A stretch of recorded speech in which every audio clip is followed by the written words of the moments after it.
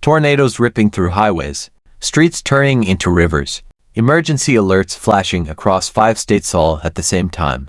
Mississippi, Louisiana, Alabama, Georgia, and Tennessee are under siege from the sky, and it's all happening at once. Tornado warnings, flash flood warnings, overlapping, clashing, and escalating by the minute. This isn't your average storm. This is chaos, and it's happening where millions live, drive, and sleep. The maps say it all. Red polygons for tornadoes, green polygons for floods. If you enjoyed this breakdown, don't forget to like, subscribe, and drop a comment. Your feedback helps shape what we cover next, and you being here keeps the conversation going. Thanks for watching. See you in the next one. And in some places, they're stacked on top of each other, completely overlapping. That means you could be hiding from a tornado in your basement while water starts pouring in through the walls, or trying to avoid floodwaters only to drive straight into the path of a rotating supercell. The usual safety plans, out the window. This isn't just one kind of threat. It's multiple severe weather systems feeding off each other, stretching across state lines, and refusing to let up. Emergency responders are being pulled in every direction. Interstates are becoming no-go zones. And what's making it worse? The storm system is crawling. It's not moving fast. It's dragging itself across the region, dumping 3 inches of rain per hour in some places. That's not a typo, 3 inches per hour. And with each passing minute, the water rises. Low-lying urban areas are drowning under the pressure. Drainage systems are tapped out. Streets can't hold the water. Parking lots, neighborhoods, highways, everything submerged or at risk of being swallowed up. And because it's happening so fast, there's no time to recover between warnings. The moment one alert ends, another one begins. But it's not just the flooding.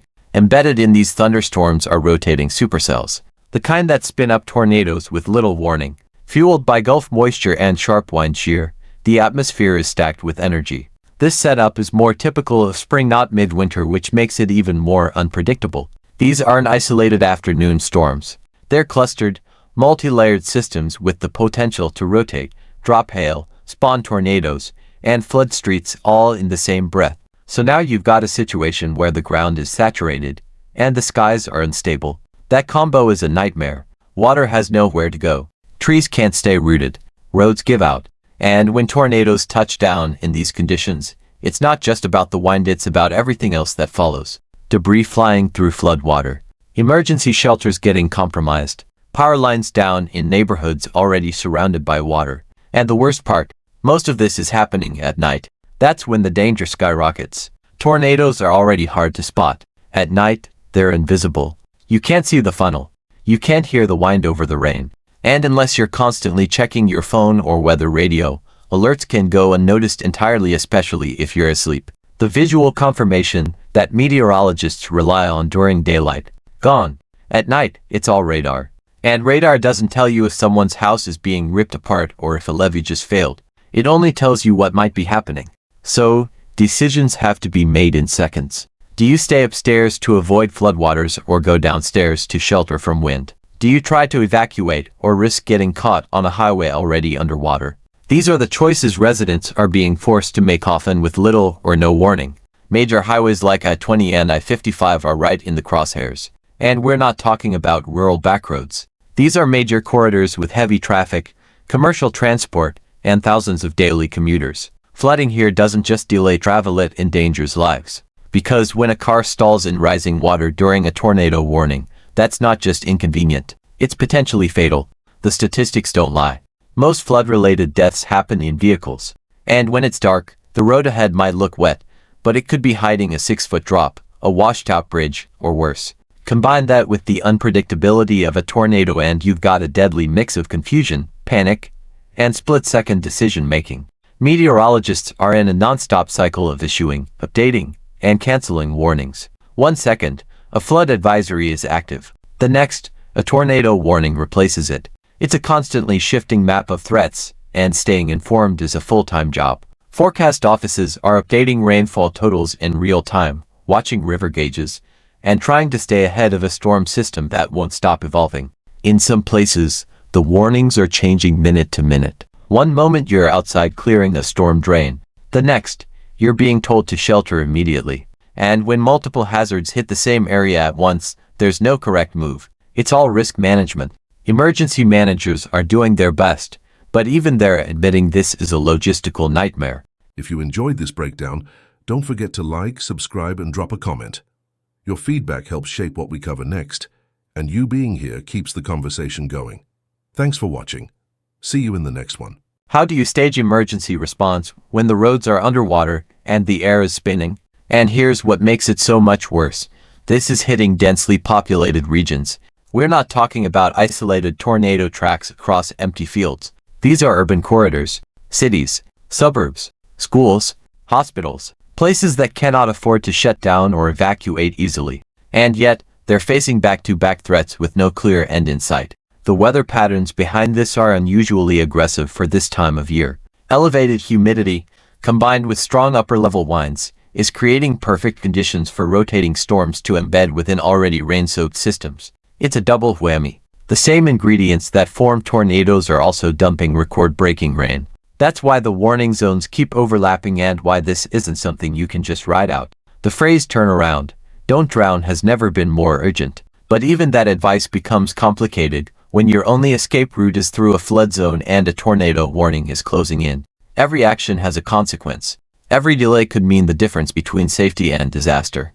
And that's why officials are begging people to stay alert. Not just aware alert. Phones charged, notifications on, weather radios tuned.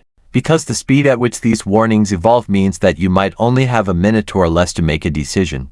These aren't forecasts anymore. These are real-time emergency bulletins. When they pop up, they're not suggestions. They're lifelines. The broader message: this kind of weather setup isn't just unusual. It's dangerous because it demands that people adapt on the fly to conflicting safety protocols.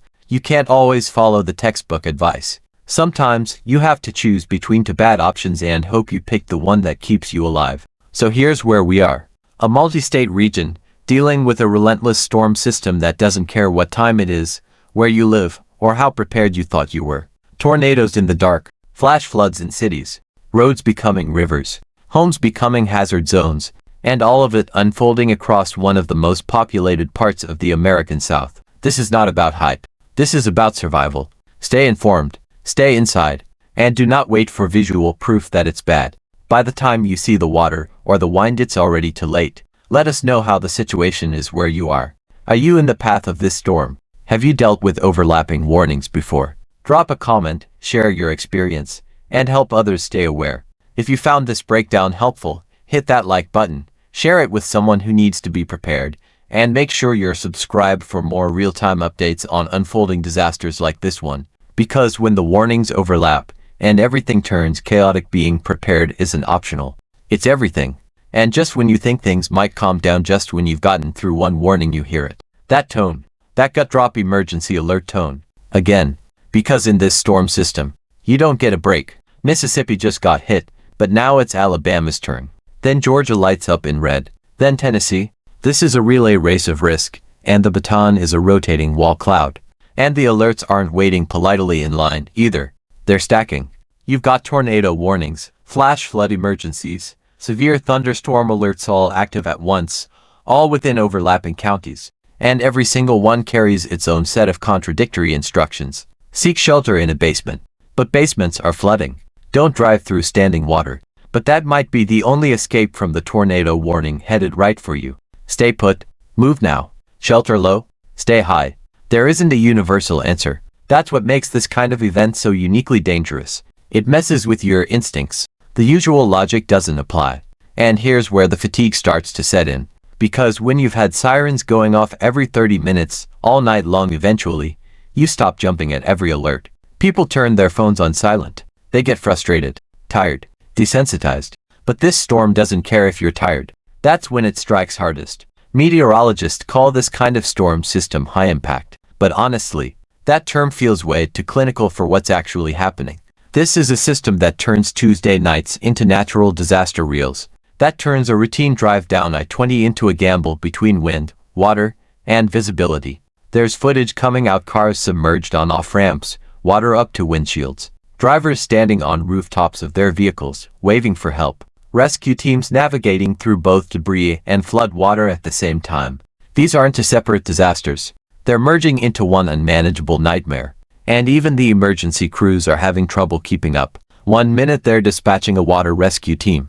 The next, they're getting reports of rotation on radar. How do you send help into an area that might be about to get hit by a tornado? You don't. You can't. You wait. And sometimes, that wait is the difference between rescue and tragedy.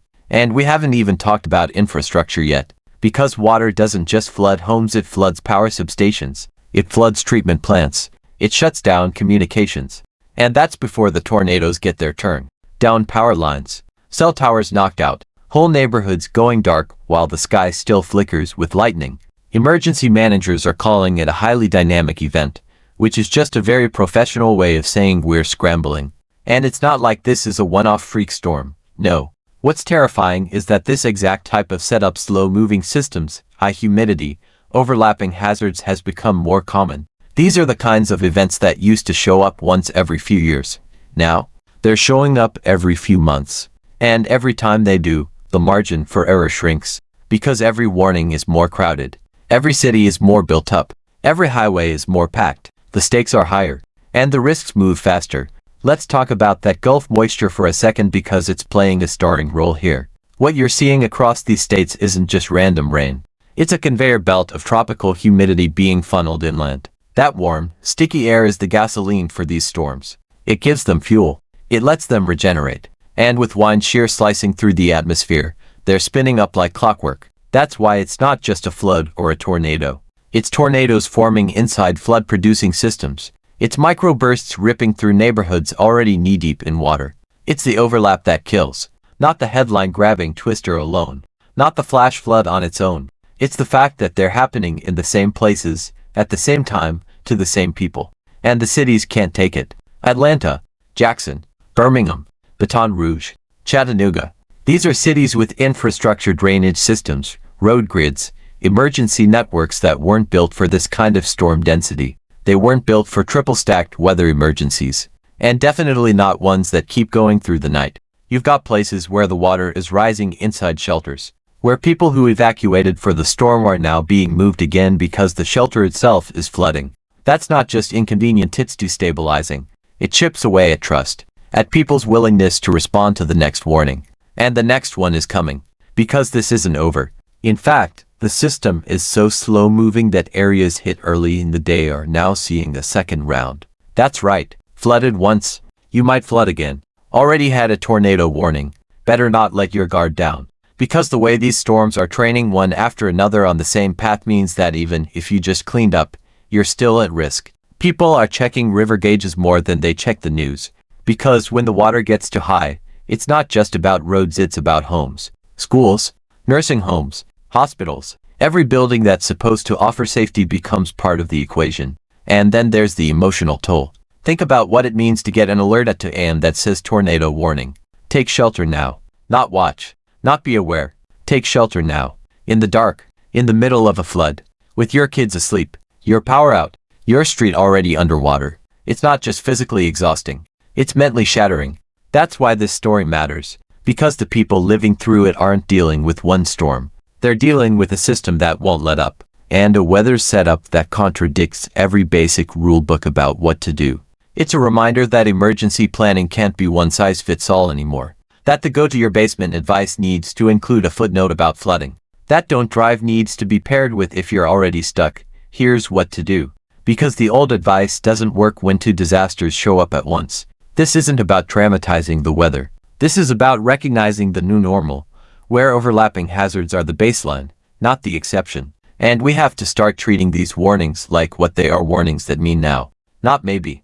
Not if it gets worse. They mean move, protect, decide. So if you're watching this, and you're in one of the affected states, do not tune it out. Keep your phone charged. Keep your alerts on. Keep your family informed. Talk about where you'll go if things get worse. Because when every alert counts, being ready isn't paranoia, it's survival.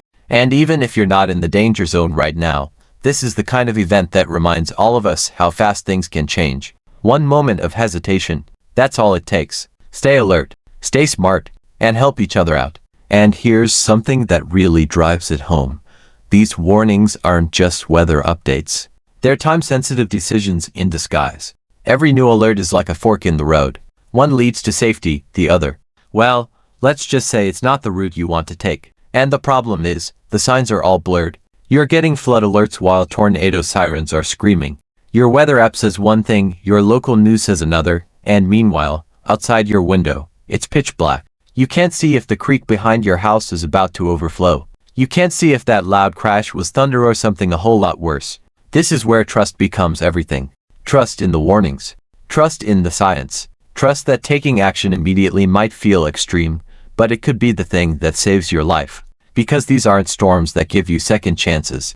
We've seen what happens when people hesitate. They wait to see the funnel. They wait to see the water rise. They wait for that one extra piece of confirmation, and by the time they get it, the roads are gone, the power's out, and there's no way out. And it's not just individuals struggling. Local governments are overwhelmed. There are counties where emergency personnel are stretched so thin, they're prioritizing only life-threatening calls. That means if your basement's filling with water, you might be on your own. If a tree falls on your car, but you're not trapped, wait time could be hours. Why? Because somewhere else, someone's being pulled from floodwater. People are used to winter bringing cold snaps, ice storms, maybe the odd thunderstorm here and there. But this, tornado producing supercells, 3-inch-an-hour rainfall rates, and overlapping warnings. This is spring-level volatility, and it's catching everyone off guard.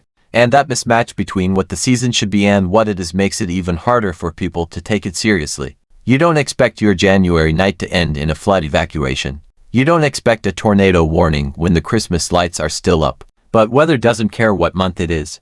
And that's the bottom line. These systems don't run on our schedules. They don't care if it's nighttime, if the roads are packed, if you're asleep, or if you've already been through one round. They just keep going. That's why, if you're anywhere in or near the impact zones, do not check out yet. Keep watching, keep listening, keep preparing, because this storm system may be slow, but it's relentless, it's unpredictable, and it's still evolving. So tell us what you're seeing. Are the warnings still overlapping near you?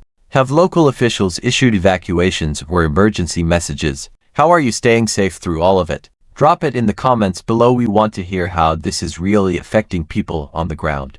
And if this helped you make sense of the chaos, hit that like button, share it with someone who might be in harm's way, and make sure you're subscribed. Because when multiple disasters strike at once, clarity is the most important thing you can have. Thanks so much for watching. If you made it all the way to the end, you're officially part of the small percentage of people who don't just click away, and that means a lot. Before you go, I'd love to hear from you. Drop a comment below and tell me your thoughts, your ideas, or even what you'd like to see next. I read every single one of them, and your feedback genuinely shapes the direction of this channel. If you enjoyed the video, tap that like button. It tells YouTube this content is worth sharing. And if you haven't already, hit subscribe and turn on notifications so you don't miss the next upload. We've got more exciting videos coming, and trust me, you'll want to be here for them. This channel is just getting started, and your support helps it grow faster than you realize. Thank you again for spending a part of your day here with me. Stay curious, stay motivated, and as always, take care of yourself. Until next time, I'll see you in the next video.